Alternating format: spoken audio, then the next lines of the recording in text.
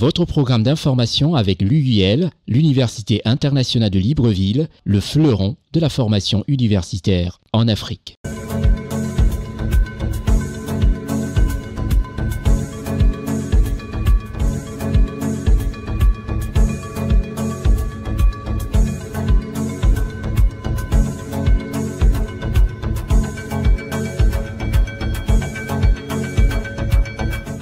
Madame, Messieurs, merci de nous recevoir chez vous à cette émission panafricaine où nous allons faire un tour d'horizon sur les événements politiques et économiques qui touchent le continent africain, notre beau continent africain. Je suis Constieka.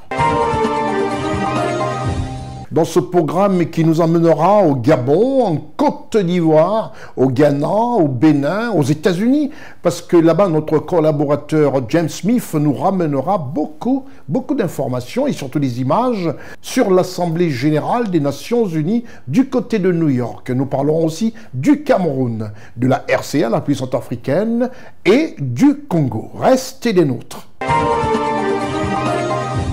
Pour commencer cette émission, nous ouvrons une page déjà américaine. Il est bien vrai que dans cette émission, l'Amérique rythmera énormément parce que c'est le mois de septembre. C'est toujours l'occasion pour les chefs de gouvernement et les chefs d'État d'être aux États-Unis pour la session annuelle de l'Assemblée générale des Nations Unies. Et en cette occasion, c'est la 79e du genre. L'Amérique, les États-Unis rythmeront ce programme ainsi que la Côte d'Ivoire avec de nombreuses informations. Tout de suite, allons à New York. À New York où le ministre de la Santé de Côte d'Ivoire, de l'hygiène publique et de la couverture maladie, M. Dimba Pierre, a fait étalage de l'expérience ivoirienne dans la riposte contre la résistance aux antimicrobiens, en sigle la RAM. C'était le lundi 23 septembre, du côté de New York, sur invitation de Management Science of Health, en sigle MSH. Après les États-Unis, nous arrivons aussi en Côte d'Ivoire pour parler de cette visite et de cette audience qu'a accordée la première dame de Côte d'Ivoire, Madame Dominique Ouattara, la dame au grand cœur, et qui se bat toujours pour la lutte contre le travail des enfants.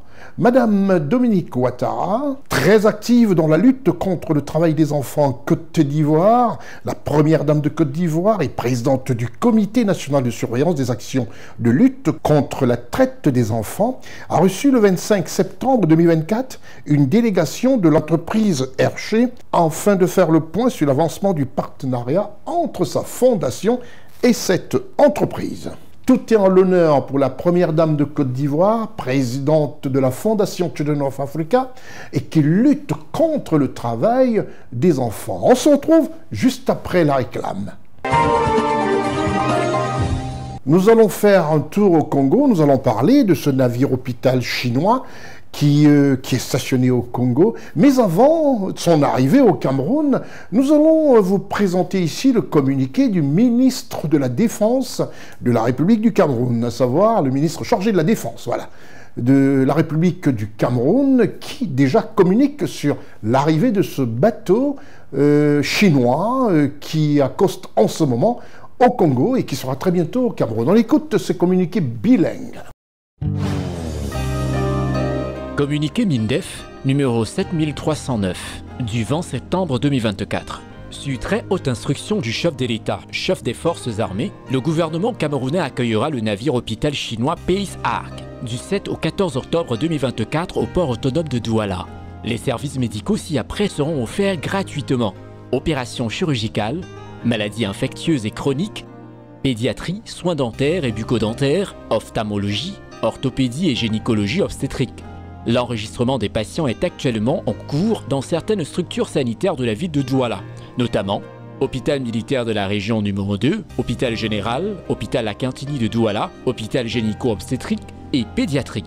Communiqué signé Joseph Betty Assomo, ministre délégué à la présidence chargé de la Défense. Yaoundé, the 28th of September 2024. Radio press release from the Ministry of Defense. Radio press release number 007309/CP/Ministry of Defense/01. On high instructions of the head of state, commander-in-chief of the armed forces, the Cameroon government shall welcome the Chinese hospital ship Peace Hark from the 7th to the 14th of October 2024 at the premises of the Douala Port Authority. The following free medical services shall be offered: surgery, treatment of infectious and chronic diseases, pediatrics, dental and oral health care, ophthalmology, orthopedics, and obstetric gynecology. Registration of patients is ongoing in the following health facilities in Douala: 2nd Region Military Hospital, General Hospital, La Cantini Hospital, and the Gyneco Obstetric and Pediatric Hospital. Radio press release signed by the Ministry Delegate at the Presidency in charge of Defense, Mr. Joseph Betty Assomo.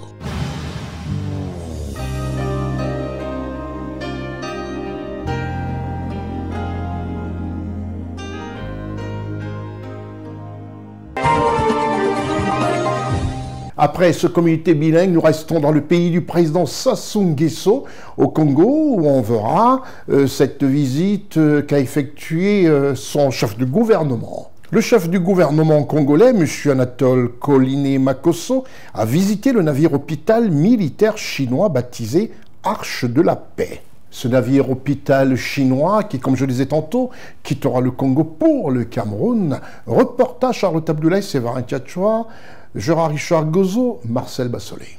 Le Premier ministre, M. Anatole Koliné Makosso, a visité le navire-hôpital militaire chinois appelé Arche de la Paix en escale à Pointe-Noire en présence du ministre de la Défense nationale, M. Charles Richard Monjo, et de l'ambassadrice de Chine au Congo, son Excellence Li Yan. La Chine a conçu et construit cette plateforme maritime médicale qui offre généralement des soins médicaux aux civils et aux soldats. Les officiels congolais ont été accueillis sur le pont du navire après les cérémonies d'usage, puis une réception d'échanges culturels Chine-Congo a eu lieu sur le pont de ce navire. Les deux États ont établi leurs relations diplomatiques depuis le 22 février 1964 sous les règnes du président chinois Mao Zedong et du président congolais Alphonse Massamba Deba. Nous espérons sincèrement que vous passerez tous une soirée merveilleuse et inoubliable. Cette année marque le 60e anniversaire de l'établissement des relations diplomatiques entre la République populaire de Chine et la République du Congo.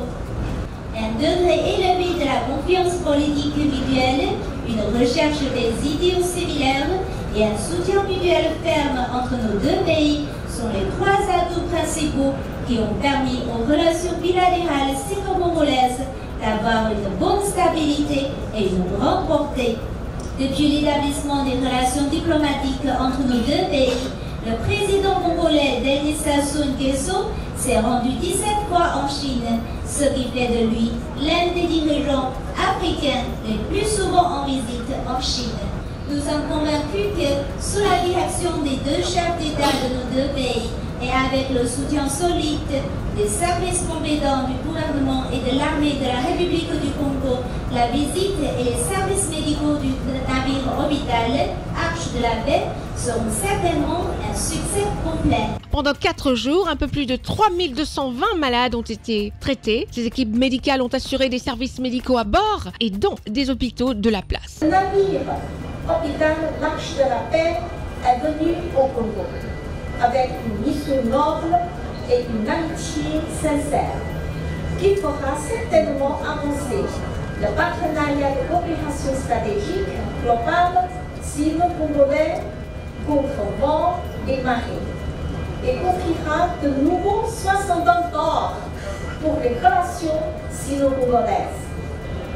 Pour terminer, je souhaite que l'amitié sino-congolaise soit éternelle et la mission Harmonie 2024 du navire hôpital L'Arche de la Paix soit couronnée d'un plein succès. Vive l'amitié sino-congolaise. Pour sa part, le Premier ministre M. Anatole Koliné Makosso a rappelé l'excellence des relations existantes entre le Congo et la Chine depuis 1964. La République du Congo a toujours soutenu l'unicité de la Chine, une seule Chine, et c'est le message que nous tenons à rappeler encore aujourd'hui, comme nous le rappelons à toutes les circonstances. Le président de la République a encore eu l'occasion de le dire. lorsqu'il a présidé le forum et le panel de haut niveau et lorsqu'il a échangé avec son Excellence, Monsieur le Président CGP. Je voudrais donc, au nom du gouvernement, au nom du Président de la République, vous remercier. Remercier le peuple chinois de cet élan de solidarité internationale, de cet engagement pour la construction d'une communauté de destin, une communauté d'avenir partagée. Et on peut dire aujourd'hui que nous avons exploré la communauté d'avenir partagé maritime. Pour finir, le Premier ministre a remercié les équipes médicales et les membres de l'équipage de l'Arche de la Paix qui se sont mis à la disposition des peuples du monde entier, en particulier du peuple congolais, en offrant des soins de qualité. Au nom du gouvernement congolais, il a remercié le peuple chinois pour cet élan de solidarité internationale et de cet engagement pour la construction d'une communauté d'avenir partagée. Ce navire a quitté le Congo ce jour et est attendu au port autonome de Douala au Cameroun du 7 au 14 octobre 2024. Les services médicaux ci-après seront offerts gratuitement aux populations du Cameroun. Opérations chirurgicales, maladies infectieuses et chroniques, pédiatrie, soins dentaires et bucco-dentaires, ophtalmologie et gynécologie obstétrique.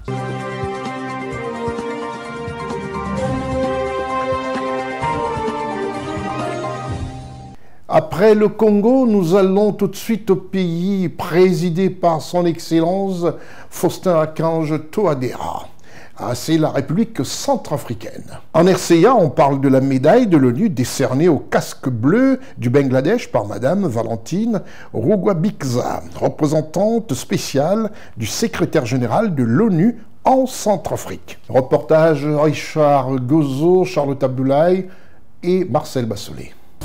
Le 13 septembre 2024, 187 casques bleus, parmi lesquels 10 femmes de la 8e rotation du contingent des forces spéciales du Bangladesh, ont reçu la médaille des Nations Unies. La représentante spéciale du secrétaire général des Nations Unies pour la République centrafricaine et chef de la MINUSCA, Madame Valentine Rugwabiza, a présidé la cérémonie. Cette récompense est un hommage à leur dévouement et à leur contribution remarquable à la préservation de la paix en République centrafricaine depuis leur déploiement en Centrafrique au sein de la MINUSCA en octobre 2023. You will all recall that in November 2023, the UN Security Council has elevated the restoration of state authority to a priority task for MINUSCA. In Ombumu Prefecture, this would not have been possible without the high standards of bravery and operational excellences displayed by the Bangladesh Special Forces contingent. These actions, they were the start of our interventions to break isolation and recurrent violence against civilian and security in an area which has been controlled by armed groups and militia for more than 2 decades, and to start restore hope, peace and security. Les forces spéciales du Bangladesh ont installé 11 bases temporaires depuis leur déploiement et ont effectué différentes opérations dans les régions de Bwali, Damara, Mbaiki et Bankuma. Elles ont aussi assuré des escortes sécurisées à des personnalités de haut rang, démontrant ainsi leur polyvalence et leur efficacité.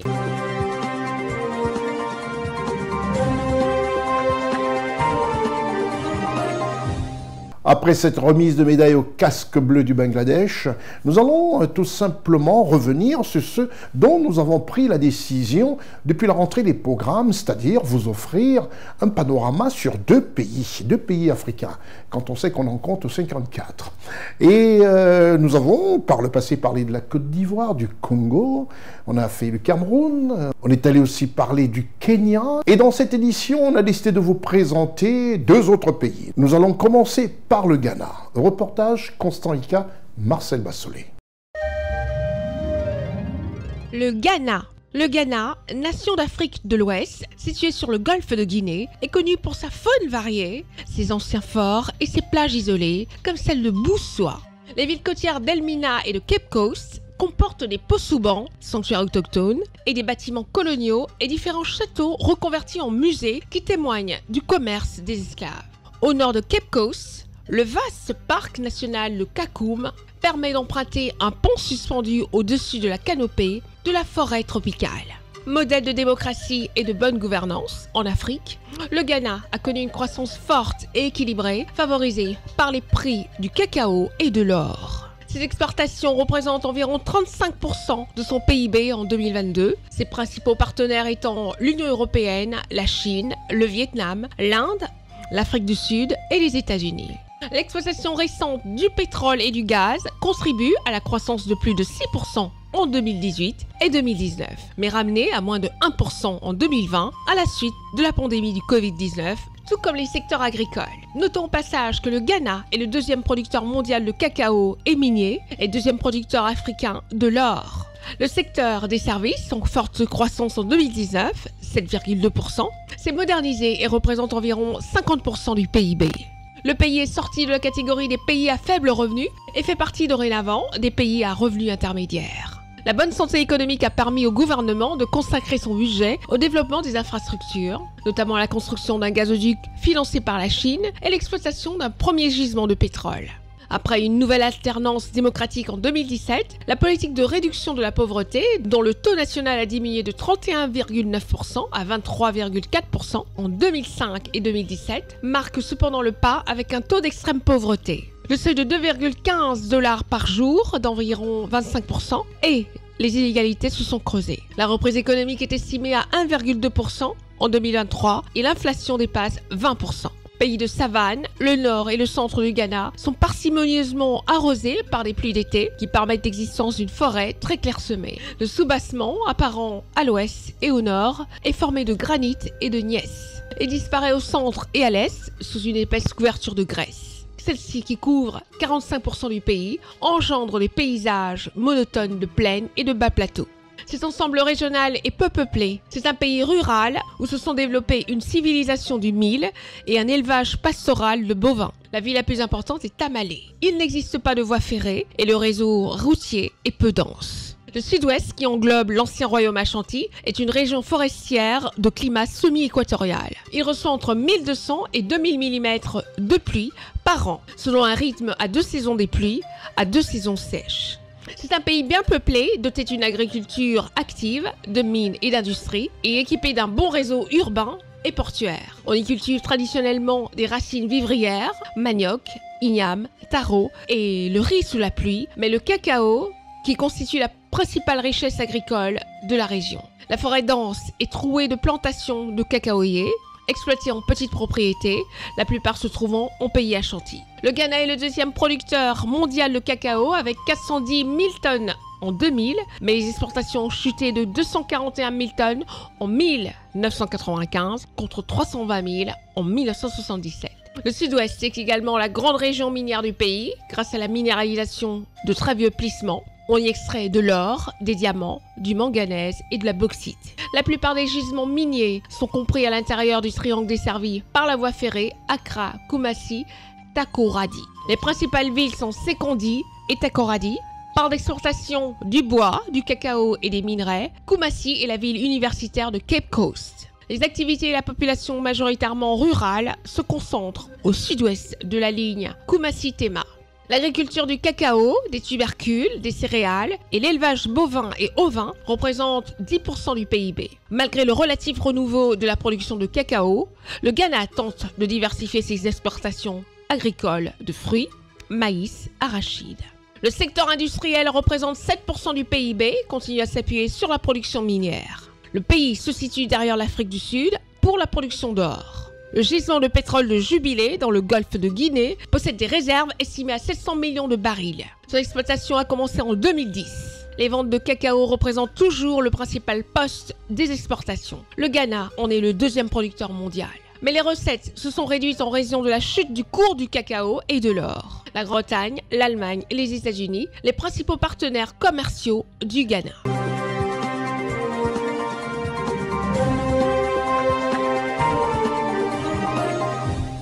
Voilà Un panorama sur le Ghana, une histoire de présenter ce pays d'Afrique, d'expression anglaise, à tout ce qui nous regarde de l'autre côté, à savoir hors du continent africain. Même dans le continent africain, et qui sont intéressés par d'autres pays. Avant d'aller en Côte d'Ivoire, nous vous présentons ici notre partenaire officiel. L'Université internationale de Libreville, reconnue d'utilité publique grâce à son partenariat avec l'État, est un établissement privé d'enseignement supérieur à vocation scientifique et technologique composé, entre autres, de l'École polytechnique de Libreville, de la Faculté de droit et des sciences politiques, de l'Institut international de recherche biomédicale et biotechnologie, de l'Institut supérieur de gestion et d'économie appliquée.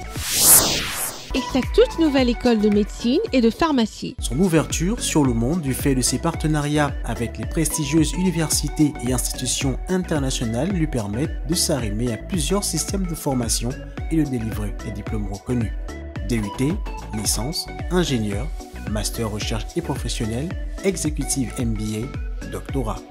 Venez vous former à l'exécutive MBA de l'UQAM Canada au métier de l'économie, gestion, du droit et de la science politique de l'industrie médicale et pharmaceutique.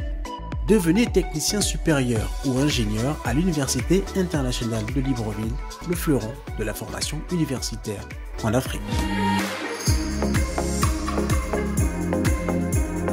Inscription ouverte pour l'année universitaire 2024-2025.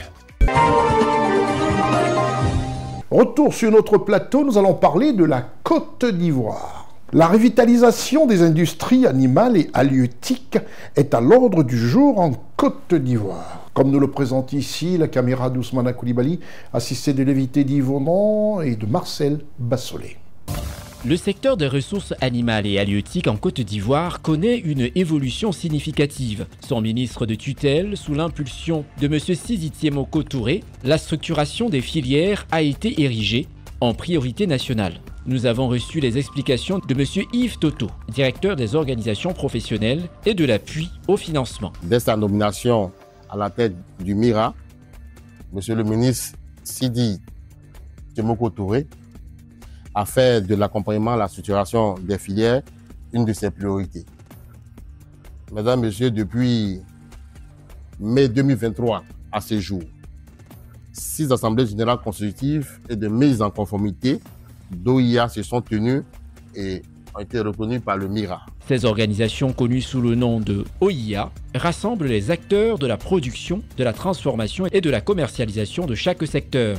Leurs buts sont de protéger les intérêts communs et de favoriser le développement du secteur. On retrouve parmi les 7 filières stratégiques identifiées l'aviculture, l'aquaculture, la pêche, la porciculture et les filières des ruminants. Toutes ces filières ont maintenant leur propre interprofession avec un PCA à la tête. L'importance de cette structuration a été soulignée par le général Gaoussou Soumaoro, récemment élu PCA de l'interprofession des petits ruminants. Nos espoirs respondaient dans une assistance idoine de vos services pour parvenir aux objectifs ci-dessus énoncés. Des objectifs ambitieux tels que la souveraineté alimentaire en matière de production animale et halieutique et à contribuer à la lutte contre la vie chère en Côte d'Ivoire. Cependant, il reste encore du chemin à parcourir. Seule l'interprofession avicole, IPRAVI, a obtenu son décret de reconnaissance parmi les 7 OIA créés. Les 6 autres sont en train de continuer leur dossier.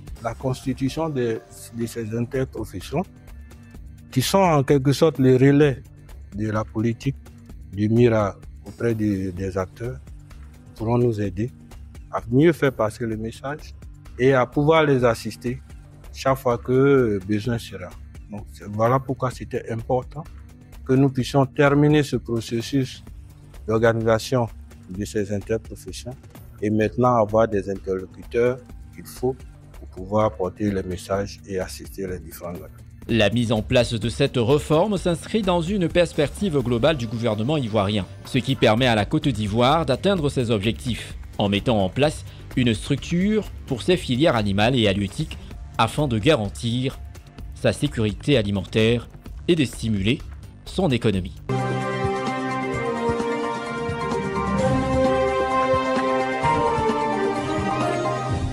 Nous restons toujours en Côte d'Ivoire et nous parlons de sécurité. Et quand on parle de sécurité, de la défense de la Côte d'Ivoire, il y a un nom qui apparaît, celui du ministre d'État, ministre de la Défense de Côte d'Ivoire, M. Téné Birahima Ouattara. Et nous allons parler de sécurité de défense nationale. Les habitants de Boukani expriment leur reconnaissance envers les forces de défense et de sécurité de Côte d'Ivoire. Et ceci s'est fait en présence de certains ministres du gouvernement ivoirien et surtout du ministre d'État, ministre de la Défense de Côte d'Ivoire, M. Téné Birahima Ouattara. Un relais précis en images, grâce à la caméra de Ousmane Koulibaly, assisté de Lévite Divonan, Marcel Bassolé et Raoul Sonkoué. Grâce à la collaboration efficace entre les unités de forces de défense et de sécurité d'une part et entre celles-ci et les populations d'autre part, la sécurité est de plus en plus renforcée dans la région de Boukani. Cette dynamique a permis aux forces de défense et de sécurité de limiter la menace terroriste aux frontières et de contrôler le grand banditisme dans plusieurs localités de la région de Boukani, située dans le district du Zanzan. En signe de reconnaissance envers le travail accompli par les forces de défense et de sécurité pour rétablir la paix dans la région, les populations ont choisi de leur exprimer leur profonde gratitude. Il y a 5 ans de cela, une grande insécurité régnait dans certaines zones frontalières du Boukani du fait des attaques répétées des djihadistes, mus par leur volonté d'expansion vers les pays ayant une façade maritime. Dans ces zones, il était pratiquement impossible de se déplacer d'un village à l'autre, de s'adonner aux travaux champêtres. Grâce à l'action des forces de défense et de sécurité, aujourd'hui nous savons que les problèmes demeurent dans la sous-région. Mais nous savons que nous pouvons aller au champ dans la paix, nous pouvons éduquer nos enfants dans la paix, nous pouvons vaquer à nos occupations. Et nous saluons cette cérémonie qui vient leur dire merci. Le général Zoumana Ouattara, commandant de la zone opérationnelle Nord, a exprimé sa reconnaissance envers les populations de la région de Boukani qui ont reconnu leurs efforts pour assurer la sécurité de la région lors de cette cérémonie. Il n'y a rien de plus gratifiant pour nous militaires que de voir nos efforts reconnus par nos mandants, en l'occurrence les populations. Car, comme vous le savez, l'armée est au service de la nation afin de garantir à chaque citoyen le droit de vivre en toute quiétude partout en Côte d'Ivoire. La cérémonie a été parrainée par le ministre d'État, ministre de la Défense, M. Téné Birahima Ouattara, qui a exprimé sa gratitude envers les populations pour cette initiative et les a encouragés à poursuivre cette collaboration étroite avec les forces de défense et de sécurité. Le renseignement est essentiel en matière donc de défense et de sécurité et les populations doivent signaler aux forces de défense et de sécurité tout fait suspect. Tout fait suspect, un paysan qui se rend dans son champ, qui voit des personnes inhabituelles qui rentrent dans son champ, doit saisir automatiquement les autorités. Quelqu'un donc dans son quartier qui voit un groupe de personnes qui vient habiter là sans se signaler, doit le signaler. Ce n'est pas faire de l'espionnage, mais c'est de se protéger soi-même d'abord. Ceci est très important. La population du Boukani a fait savoir au ministre d'État, ministre de la Défense, M. Téné Birahima Ouattara, qu'elles sont prêtes à renforcer leur collaboration avec les forces de défense et de sécurité ivoiriennes présentes dans la région du Boukani pour assurer la sécurité dans leur région.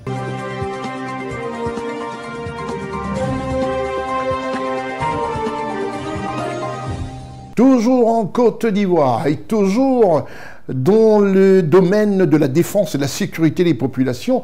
Et c'est tout à fait normal, surtout dans ce monde qui bouge énormément. Et quand on voit les différentes oppositions, les différentes guerres sous d'autres cieux, on se dit que les prouesses menées par notre ministère de la Défense, dirigé par un homme qui a une vision, qui a un sens réel de la protection des populations, c'est tout à fait à son honneur. 33 officiers venus du Gabon, du Cameroun, bref, des pays d'Afrique, stagiaires de la gendarmerie nationale, ont reçu leur diplôme. Reportage Ousmane Koulibaly, Raoul Sonkoué, Lévite Divonan et Marcel Bassolé.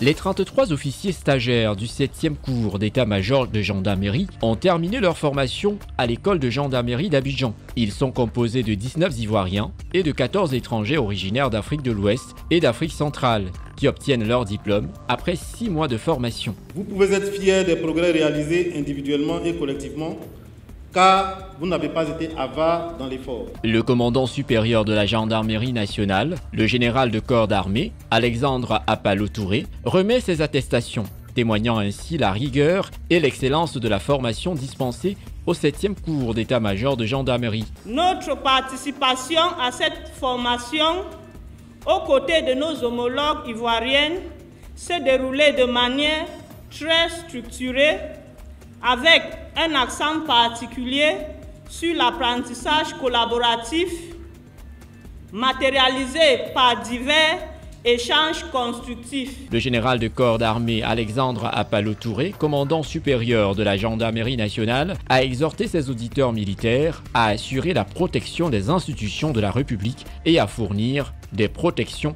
aux populations. Instruisez-vous continuellement et soyez engagés pour instruire vos collaborateurs.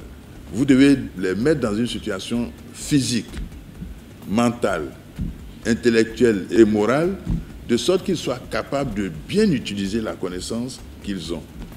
Donc les former. Ce contingent d'officiers stagiaires sortant comprenant 19 Ivoiriens, 6 Gabonais et 3 de Guinée-Conakry, 2 de la République du Congo, 2 Sénégalais et 1 en provenance du Cameroun. Une démonstration de confiance et d'excellence des relations entre ces pays et la Côte d'Ivoire.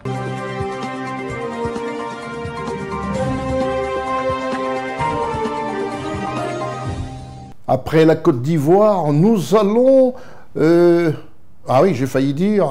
oui, nous allons dans le continent. Ouais, ce pays qui se fait appeler le continent, à savoir le Cameroun, juste après la réclame. Le continent, le pays de Samuel Eto'o, de Manu Dibango, de Richard Bona, de Calixte Béala, cette grande écrivaine camerounaise basée en France et qui fait des prouesses tout en l'honneur tout simplement de l'Afrique. C'est une écrivaine qui honore l'Afrique et son pays d'origine, à savoir le Cameroun. Et au Cameroun, principalement à Douala, les pharmaciens de la région du littoral se sont réunis en présence du corps des pharmaciens, à leur grade et rang respectifs. Et bien sûr, était présente la déléguée régionale du Conseil national de l'Ordre des pharmaciens du Cameroun pour le littoral, à savoir le docteur Brigitte Wakam. Pour CNN Cameroun, Stéphane Négou était à la caméra, Raoul Sankoué, Eric Bikek et Séverin Tchatchoua. Depuis 2009, la Journée mondiale du pharmacien a lieu le 25 septembre de chaque année. La célébration de la 14e Journée mondiale du pharmacien met en évidence le travail remarquable des pharmaciens à travers le monde qui contribuent à préserver notre santé. À Douala, dans la capitale économique du Cameroun, les pharmaciens de la région du littoral se sont réunis à la salle de conférence de la délégation régionale de la santé pour le littoral, en présence du Dr Nana Frank, président du Conseil national de l'Ordre des pharmaciens du Cameroun, de la déléguée régionale du Conseil national de l'Ordre des pharmaciens du Cameroun pour le littoral, le Dr Wakam Brigitte et d'autres éminents pharmaciens. Pour cette journée, une conférence débat sur les thématiques telles que l'imprégnation des pharmaciens à la couverture santé universelle, le rôle du pharmacien dans le mécanisme et le monopole du pharmacien. Pour les échanges de proximité avec l'ensemble des pharmaciens et des pharmaciennes du littoral, le docteur Bikoti Joseph Marie, docteur Norbé Esther et madame Ekanga Mireille ont animé la conférence. Le président du Conseil national de l'Ordre des pharmaciens du Cameroun, le docteur Nana Frank, explique ici au micro de CNN Télévision le rôle qu'a joué l'Ordre des pharmaciens du Cameroun dans la mise en place de la couverture santé universelle. Aujourd'hui, beaucoup plus même qu'hier, vous savez, la CSU, à sa création depuis quelques années, le concept, les pharmaciens avaient été partie prenante à cette création parce que nous voyons sur le terrain, le patient peut être démuni. Et il y a des patients qui sont plus aisés. Dans le système de CSU, il y a une sorte d'équilibre. Les plus riches doivent payer pour les plus pauvres. Donc le pharmacien, face aux besoins, à la douleur et à la demande du patient, est censé servir tous les patients de la même façon. Ce qui implique donc que le pharmacien doit être une des chevilles ouvrières pour pouvoir participer à la sensibilisation, participer à la dispensation et participer à ce qu'on appelle le costing, à évaluer quels produits doivent rentrer dans tel protocole. De plus, il nous donne une définition plus précise du monopole du pharmacien. En ce qui concerne le monopole du pharmacien, c'est la place qu'occupe le pharmacien de façon centrale dans la fabrication, la distribution et la dispensation. C'est-à-dire le fait de délivrer le médicament à l'hôpital, à l'officine de pharmacie, le fait de fabriquer. Donc la loi lui donne la capacité, les éléments et l'exclusivité de distribuer, de dispenser et de conseiller le patient chaque fois qu'un besoin s'impose. Donc ce monopole est un monopole de responsabilité, un monopole de compétence. Avant même d'être un monopole d'action, le pharmacien doit donc pour cela d'abord être agréé par l'ordre des pharmaciens. Dans un deuxième temps, il doit pouvoir mettre à jour ses connaissances et être responsable de chacun de ses actes.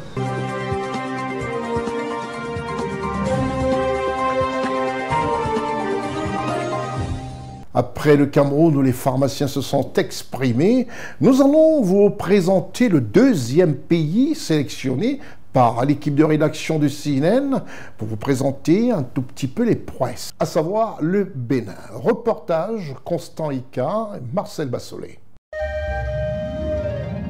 Le Bénin est un pays francophone d'Afrique de l'Ouest.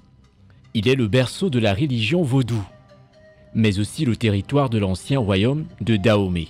À Abomey, ancienne capitale du Dahomey, le musée historique occupe 2 palais royaux, ornés de bas-reliefs, retraçant l'histoire du royaume et d'un trône monté sur des crânes humains. Au nord, le parc national de Pandjari propose des safaris à la découverte des éléphants, des hippopotames et des lions. La République du Bénin, anciennement connue sous le nom de Dahomey, puis République populaire du Bénin, est un État d'Afrique de l'Ouest qui couvre une superficie de 114 763 km². Le Bénin comptait un peu plus de 13 millions d'habitants en 2021.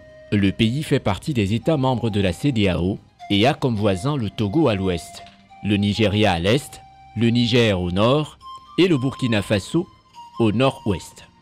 Le Bénin a accédé à l'indépendance complète le 1er août 1960 sous la dénomination de République du Dahomey. Le Bénin partage 2123 km de frontières terrestres avec 4 pays, le Burkina Faso et le Niger au nord, le Nigeria à l'est et le Togo à l'ouest. La Cour internationale de justice des Nations Unies a défini le 12 juillet 2005 la frontière actuelle entre le Bénin et le Niger, après un différend au sujet des îles dans le lit des fleuves Niger et Mékrou. 9 îles ont été attribuées au Bénin et 16 dans celle de Lété au Niger. Le territoire, formé d'une étroite bande de terre orientée perpendiculairement à la côte, s'étend du nord au sud sur une longueur d'environ 672 km. Il atteint une largeur de 324 km, en son point le plus large dans sa partie septentrionale. Le nord du pays est principalement constitué de savanes et de montagnes semi-arides, telles que la chaîne de l'Antakora, qui se prolonge au Togo et au Ghana d'une part, et au Niger d'autre part. Le point culminant du pays est le mont Sokbaro, d'une hauteur de 800 mètres.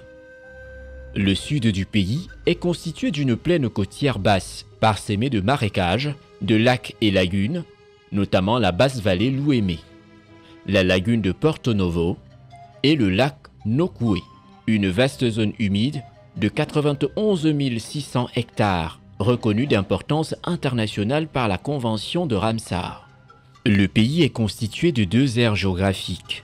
Le nord, aujourd'hui frontalier du Niger et du Burkina Faso, qui a connu le destin des peuples de savane.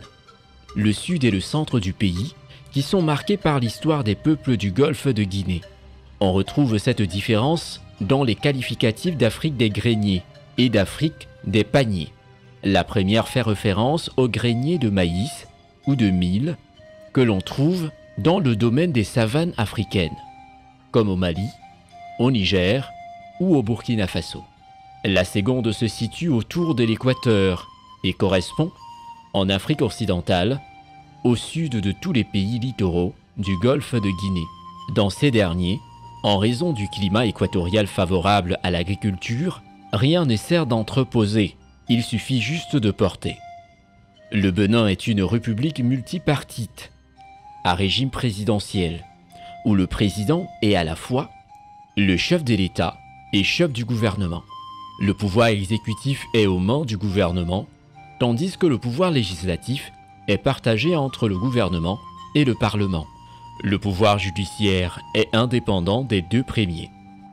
Il est exercé par la Cour suprême, ainsi que les cours et tribunaux créés par la Constitution.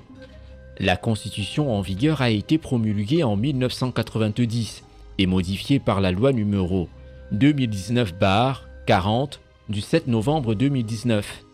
Le Bénin est membre de l'Union économique et monétaire ouest-africaine. Sa monnaie est le franc CFA. Il appartient au groupe des pays les moins avancés en termes d'indice de développement humain, en sigle IDH. Il se classe au 166e rang du rapport PNUD 2021, reculant de 8 places par rapport à 2019.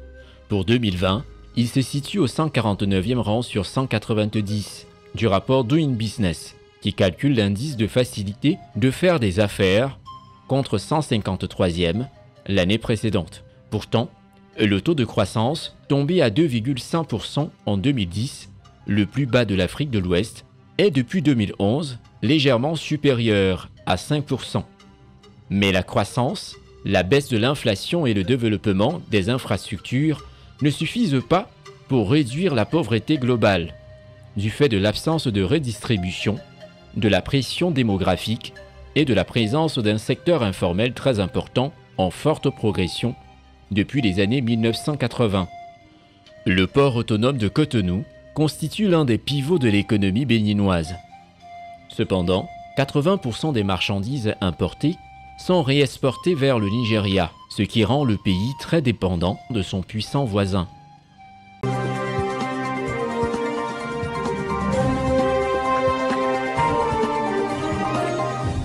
Comme je vous le disais à l'entame de ce programme, de cette émission, qui sera rythmée par les États-Unis, nous allons maintenant aux États-Unis où sont regroupés les chefs d'État africains, des chefs d'État d'ailleurs de la planète. Nous avons écouté avec beaucoup de plaisir le président des États-Unis, son Excellence Joe Biden. Nous avons écouté le président français Emmanuel Macron qui s'est exprimé au micro des Nations, de l'Assemblée générale des Nations unies.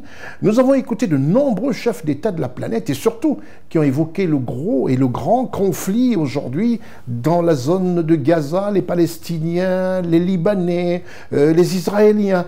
En fait, quelque chose où nous n'implorons que la force divine pour mettre la paix dans cette partie du monde.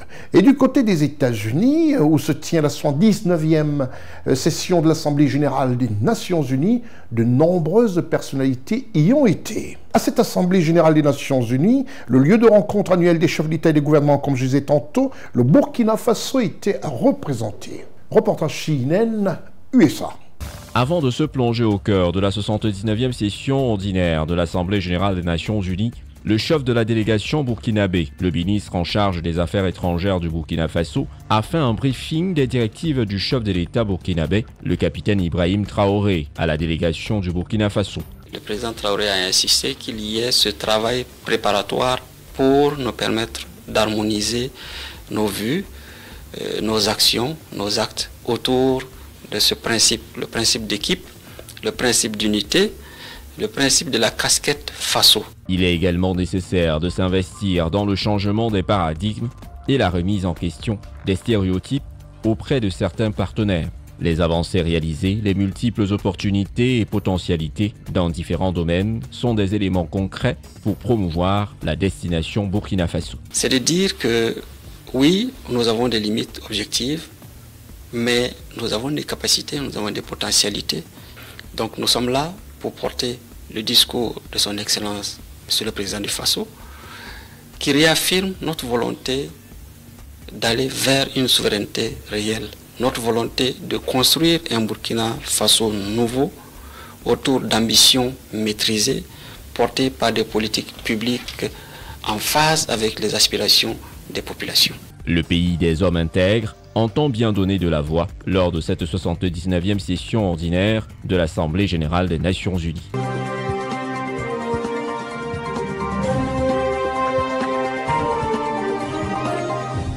Toujours aux États-Unis, le président de la République togolaise, lui aussi, y est, et avec la caméra de James Smith du côté de New York, nous allons faire un tour de ce côté pour parler un tout petit peu de cette Assemblée générale des Nations Unies. Grâce à la caméra de James Smith, toujours à cette 79e Assemblée générale des Nations Unies, l'allocution du chef de l'État togolais était aussi très attendue, non seulement par le peuple togolais, mais aussi par toute l'Afrique. Son Excellence Faure et son Simba Yasimbe. Tout de suite, nous nous rendons à New York. Le 23 septembre 2024, le président de la République du Togo, son Excellence Faure Essosimna Yasimbe, a participé aux travaux du sommet de l'avenir au siège des Nations Unies à New York, aux États-Unis d'Amérique. Cette réunion de haut niveau a réuni des dirigeants du monde, des experts et des acteurs de la société civile afin de réfléchir aux défis majeurs de la gouvernance mondiale face aux récents chocs internationaux tels que la santé, l'économie et la sécurité. À cette occasion, le président de la République a prononcé une importante allocution pour mettre en exergue la problématique des différentes crises, leurs causes et des pistes de solutions. Mesdames et messieurs les chefs d'État et de gouvernement, monsieur le secrétaire général des Nations Unies, mesdames et messieurs les chefs de délégation, mesdames et messieurs, il y a 8 décennies, quand l'institution qui nous accueille a été créée, le monde sortait du second conflit mondial et l'avenir était résolument perçu comme positif. Aujourd'hui, les crises complexes que connaît notre planète nous obligent à repenser notre modèle de développement et de coopération internationale. Si nous restons passifs, ces crises et ces modèles pourraient entraîner notre planète vers un futur sombre. Saisissons donc l'opportunité qui nous est donnée ici de changer de cap. Ma première affirmation est qu'à des crises systémiques, il faut des réponses globales. D'une part, les défis alimentaires, sécuritaires ou écologiques actuels dépassent ce que chaque pays est capable de gérer efficacement à lui seul. Et d'autre part, le caractère enchevêtré de ces crises complexes en fait des crises asymétriques. En effet, elles impactent parfois rapidement et durement des régions du monde parfois peu concernées par leurs causes. C'est pourquoi je redis ici ma conviction profonde.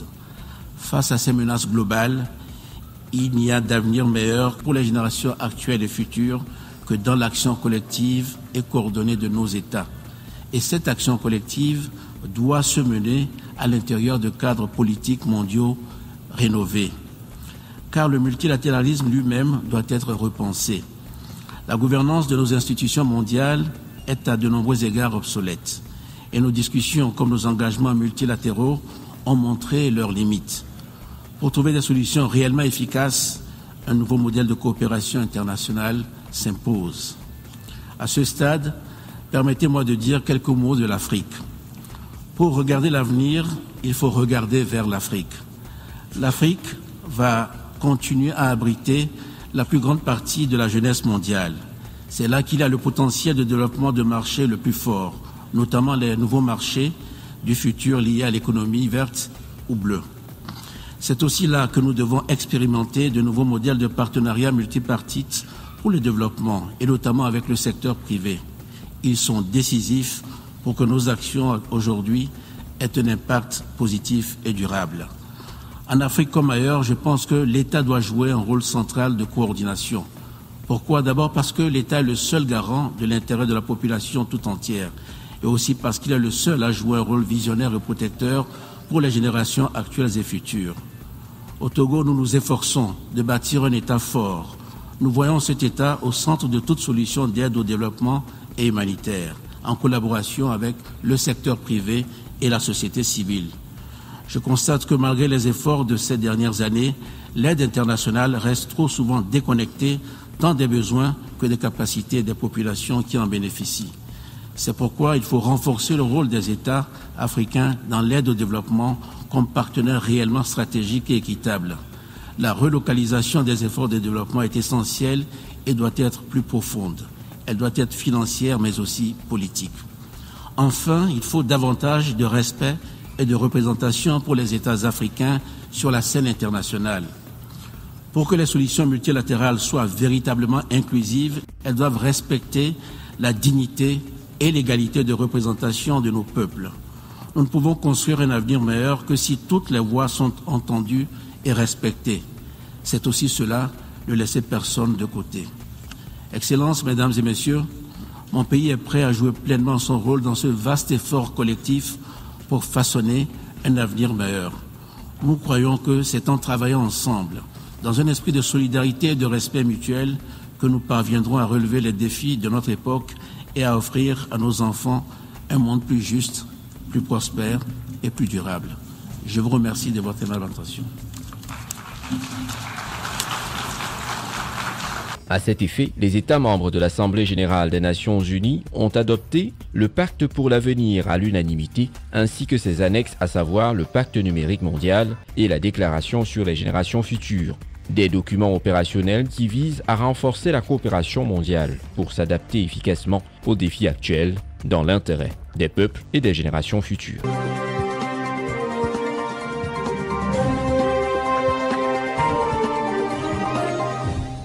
Merci comme ça à la caméra de James Smith et surtout au travail sérieux que fait Séverin Tchatchoua du côté du Cameroun et Marcel Bassoli du côté de Côte d'Ivoire pour synchroniser et vous amener cette information vraie, pointue en images et en son.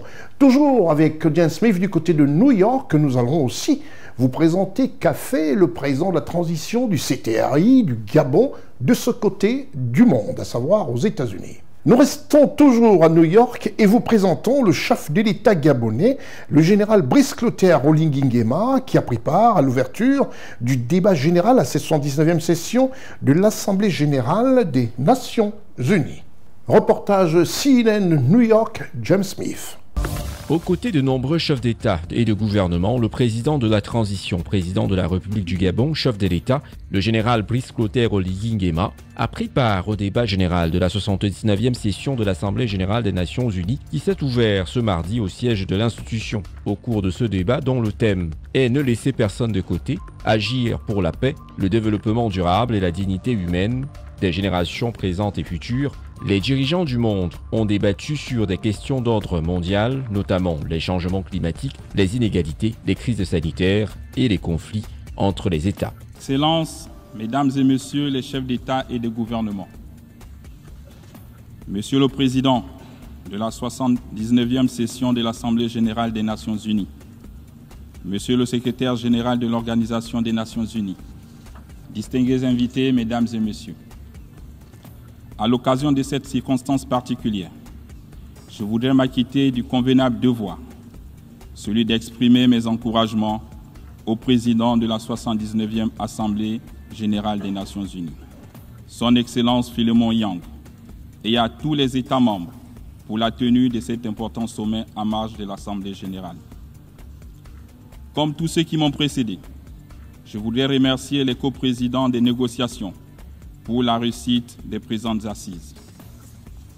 Monsieur le Président, depuis mon entrée en fonction, le Comité pour la restauration des institutions démontre non seulement sa volonté de restaurer les droits fondamentaux des citoyens, mais aussi d'implémenter les réformes significatives visant à améliorer leurs conditions de vie, tout en respectant nos engagements à l'international.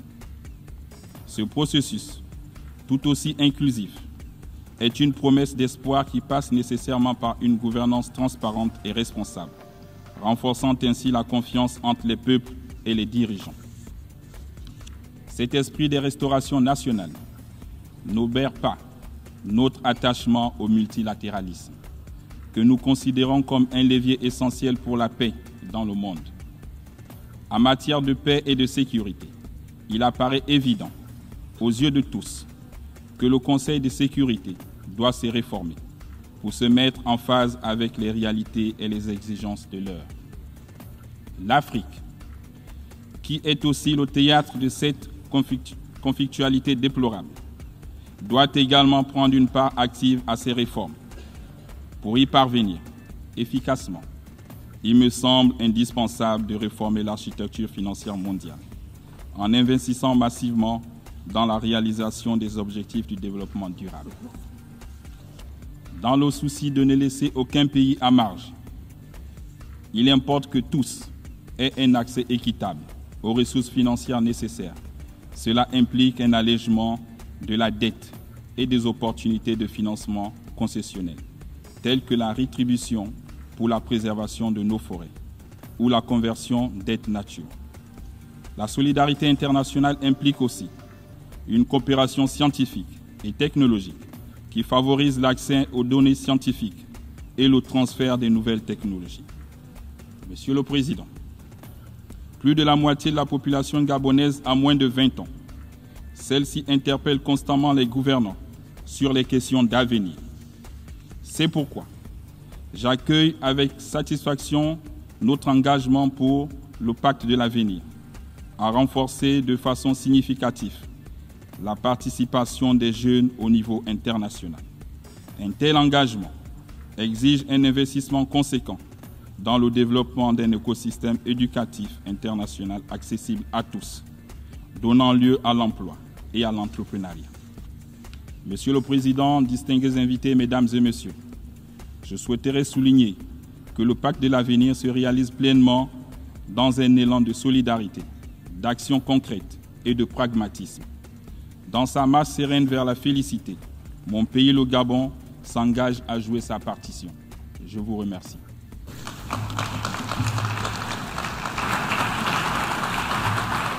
Le secrétaire général des Nations Unies, M. Antonio Guterres, a lors de son intervention dénoncé le degré d'impunité d'un monde dans lequel les violations menacent les fondements du droit international et de la Charte des Nations Unies.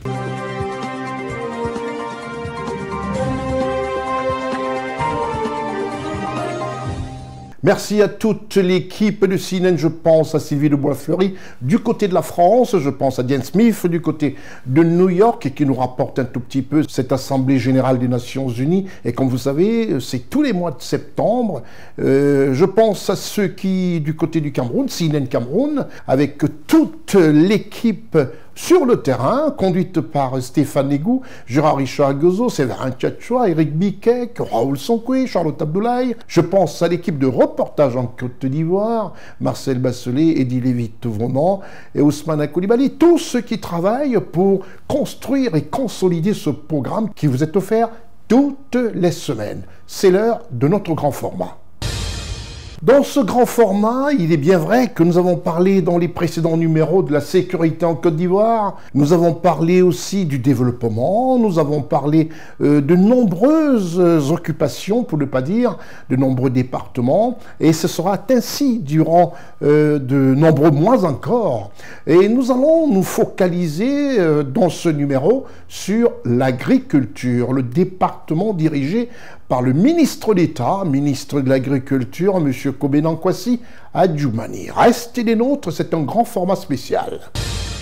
Quand on sait que l'agriculture et surtout le cacao, comme le disait si bien le père fondateur de la Côte d'Ivoire, son Excellence Félix Houphouët-Boigny, le succès de ce pays que vous regardez, que vous admirez, ce beau pays, la Côte d'Ivoire, son succès repose sur l'agriculture. C'est pour ça qu'on a décidé de nous focaliser sur le cacao. Pourquoi? Parce que d'un, nous verrons les avantages de la culture de ce cacao, de deux, les appuis du gouvernement actuel auprès des planteurs, trois, le ministre d'État Kobe-Nankwasi Adjoumani qui ne recule pas devant les critiques et fait face aux critiques. Et ensuite, vous verrez la réaction du peuple ivoirien. Restez des nôtres dans cette émission Constitution Week News pour ce grand format. L'année 2024 sera marquée par ce geste du gouvernement ivoirien face à la flambée des cours du cacao en direction des planteurs de Côte d'Ivoire. En augmentant de 50% le prix du kilo de fèves pour la récolte qui a débuté en avril 2024, les autorités d'Abidjan ont fait des heureux en zone rurale. Très impatient de profiter de la flambée des cours du cacao sur les marchés internationaux, le gouvernement ivoirien avait annoncé le mardi 2 avril 2024 une hausse record du prix minimum garanti aux cultivateurs. Plus de 50% pour la campagne intermédiaire, ouverte d'avril à fin septembre 2024, faisant ainsi passer le kilo de fèves de 1000 à 1500 francs CFA, soit 1,52 € à 2,30 €. Une semaine plus tôt, la tonne de cacao se négocie à 10 000 $, soit 9 300 € à la bourse de New York. Un pic historique dont les producteurs de Côte d'Ivoire, premier exportateur mondial, entendaient tirer bénéfice. Plusieurs de leurs syndicats avaient, dès le 27 mars dernier, suspendu un préavis de grève après s'être vu promettre d'imminentes décisions courageuses du gouvernement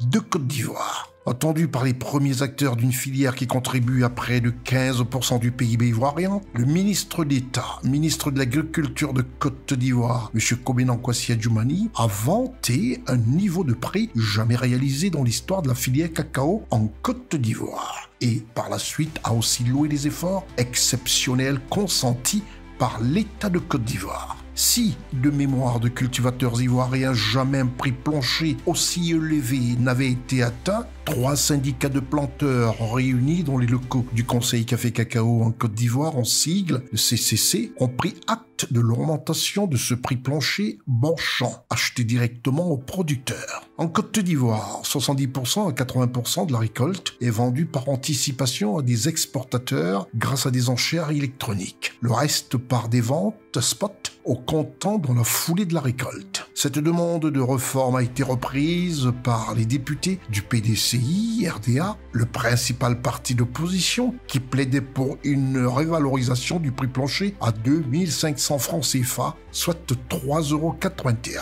€, et une révision de la politique de commercialisation des produits agricoles ivoiriens. Selon le ministre d'État, ministre de l'Agriculture, M. Adjumani Kobena Nkwasi, il a fallu qu'on observe une hausse des prix sur les marchés boursiers pour que de nombreuses langues se mettent à critiquer le système stabilisé au profit du système libéral. Leur a retorqué le ministre d'État, ministre de l'Agriculture, M. Kobena Nkwasi Adjumani, rappelant que la Côte d'Ivoire a déjà expérimenté un système des ventes spot entre 2000 et 2011. Des montants dérisoires a été payés aux producteurs lorsque les prix mondiaux venaient à chuter. Souvent, le cacao était payé à moins de 500 francs CFA le kilo, a-t-il soutenu, alors que les cultivateurs ivoiriens regardaient avec envie leurs homologues camerounais. De concert avec le directeur du Conseil Café Cacao, M. Yves Brahima Kodé, le ministre d'État, ministre de l'Agriculture de Côte d'Ivoire, M. Kobena Nkwasi Adjumani, a assuré que la flambée des cours mondiaux profitera aux producteurs ivoiriens avec un décalage dans le temps, puisque les ventes de la récolte 2024-2025 se feront sur la base du cours qui sera en vigueur au 1er octobre 2024, à condition que les volumes récoltés correspondent aux prévisions. Car les précipitations diluviennes des dernières années, qui se sont ajoutées à la prolifération du virus de l'œdème, des pousses du cacaoyer, réduisent la quantité des fèves récoltées. Pour la saison 2023-2024, le volume espéré de 1,75 million de tonnes est inférieur d'un quart à celui de la campagne précédente. Une poursuite de cette baisse de production, causée notamment par le réchauffement climatique et le vieillissement des vergers, pourrait alimenter la hausse des prix et relancer le débat sur le système de vente anticipé. Face à la joie des producteurs de cacao de Côte d'Ivoire, qui ont apprécié le geste du gouvernement de faire une augmentation de 50% du prix du kilo de fèves pour la récolte depuis le mois d'avril 2024, l'équipe de CNN a tendu le micro aux populations dans les rues d'Abidjan pour avoir leurs sentiments, leurs impressions sur l'augmentation du prix du kilo de fèves de cacao et les répercussions en ce mois de septembre 2024, mois des rentrées scolaires. Waouh! Le fait que le prix du cacao augmente, en tout cas, on doit danser. Parce que on dit le succès de ce pays repose sur l'agriculture. Et si le prix du cacao augmente, en tout cas, nous sommes heureux. Nous sommes heureux. Et comme j'ai dit là, ça va accroître, améliorer notre qualité de vie et vraiment ça répond aussi à nos préoccupations. Nous disons bravo au gouvernement. Je pense que pour l'augmentation du prix du cacao par rapport à nos parents, en tout cas c'est un très bon geste, c'est un très bon geste, une très bonne augmentation. Et de là, je voulais en même temps profiter pour dire que nous avons nos parents, j'ai même croisé un avant-hier. Il était tellement content pour cette augmentation Et il demande de dire merci au président, puisque lui ne comprend pas français. Il dit merci au président pour cette augmentation-là. Tout ça pour le bien-être de la population et de ces enfants que nous sommes. Voilà. Pour l'augmentation du prix du cacao en Côte d'Ivoire, c'est déjà une bonne chose. Merci au gouvernement. Et puis ça permet aussi à nos parents paysans de scolariser leurs enfants, d'envoyer leurs parents malades à l'hôpital. En tout cas, c'est une bonne chose et c'est encore un plaisir. Merci encore au gouvernement. Et il faudrait qu'il continue encore comme ça d'aider la population. Et nous en serons reconnaissants au gouvernement. Merci encore. Nos impressions sont bonnes car faisant face à la cherté de la vie et aux conditions, je crois que l'État a pris une très belle initiative en augmentant le prix d'achat du cacao.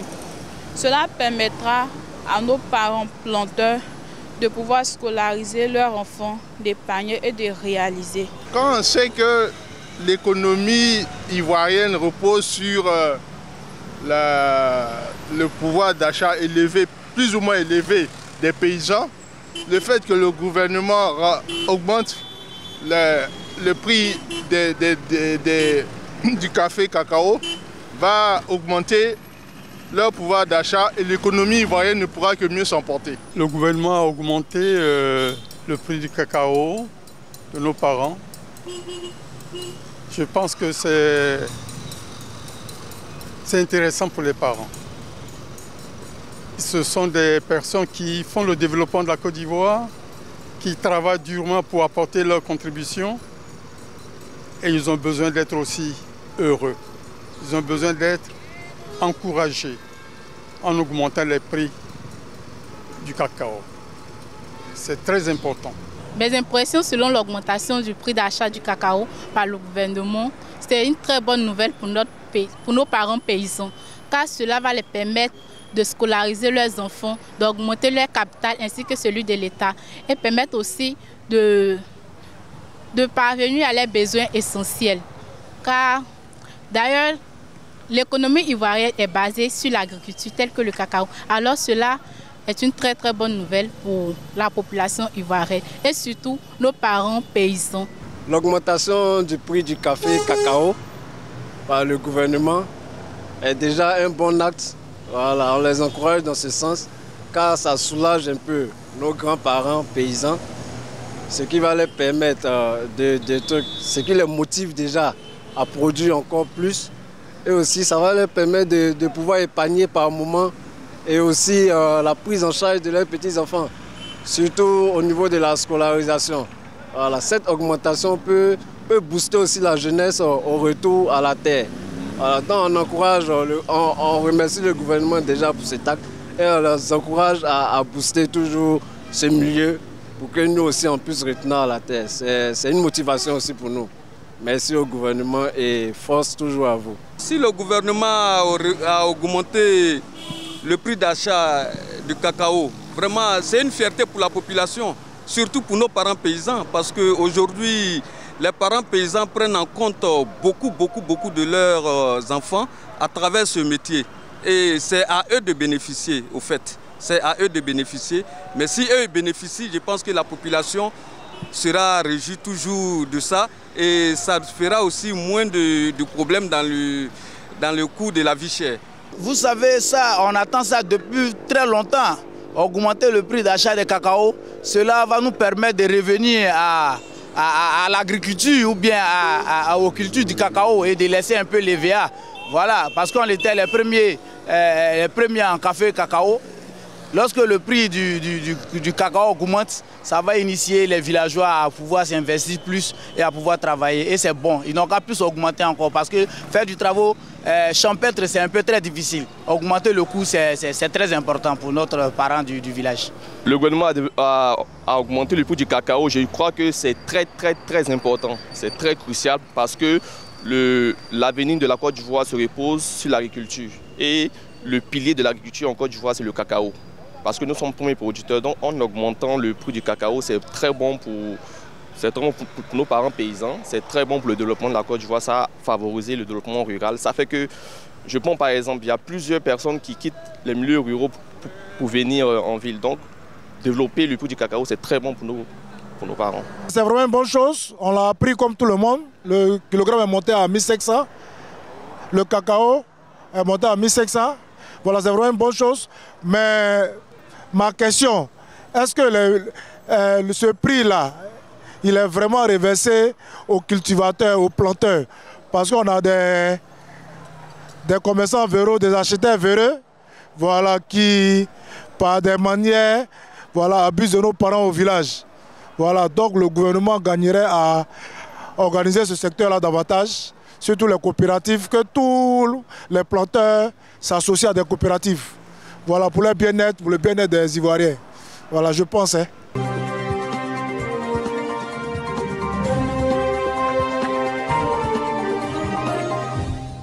Tout en remerciant toute l'équipe qui nous a permis de vous présenter ce grand format, les programmeurs avec le relais satellitaire et numérique, à savoir Lévit Vonon du côté de la Côte d'Ivoire, TH2 en France, et du côté du Cameroun, Stéphane Négou.